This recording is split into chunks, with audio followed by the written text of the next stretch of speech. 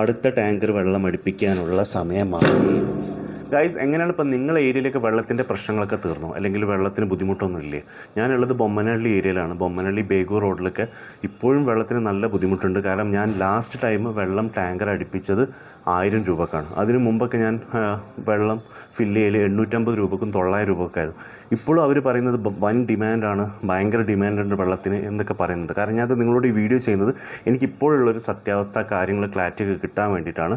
അതുപോലെ തന്നെ നമ്മളിപ്പോൾ വെള്ളത്തിന് ബുക്ക് ചെയ്ത് കഴിഞ്ഞാൽ 4-5 ദിവസം എടുത്തിട്ടാണ് വെള്ളം അവർ കൊണ്ടുവരുന്നത്. കാരണം അവർ എല്ലായിടത്തും അങ്ങനെ കൊടുക്കുന്നത്. കാരണം 5 ദിവസം ഒരാഴ്ചയൊക്കെ പറഞ്ഞിട്ടാണ് അവർ വെള്ളം ഫില്ല് ചെയ്ത് കൊടുക്കുന്നത്. അപ്പം എൻ്റെ വീട്ടിൽ എനിക്ക് കാവേരിയില്ല, ടാങ്കറാണ്. അപ്പം എന്തായാലും ഞാൻ ടാങ്കർ അടുപ്പിക്കണം. അപ്പോൾ എനിക്ക് മാസത്തിൽ ഒരു ടാങ്കർ അടുപ്പിക്കണം എന്തായാലും. അപ്പം ആദ്യം 450 രൂപ കൊടുത്തെടുത്ത് ഇപ്പം നമ്മൾ കൊടുക്കുന്ന 1000 രൂപയാണ്. അപ്പം നിങ്ങളുടെ ഏരിയയിൽ എങ്ങനെയാണ്? വെള്ളത്തിൻ്റെ ക്ഷാമം തീർന്നോ, അല്ലെങ്കിൽ വെള്ളത്തിനുള്ള റേറ്റ് കുറഞ്ഞോ? ആദ്യം 1000 രൂപക്ക് ഇപ്പം ഈ ഡിമാൻഡുള്ള സമയത്ത്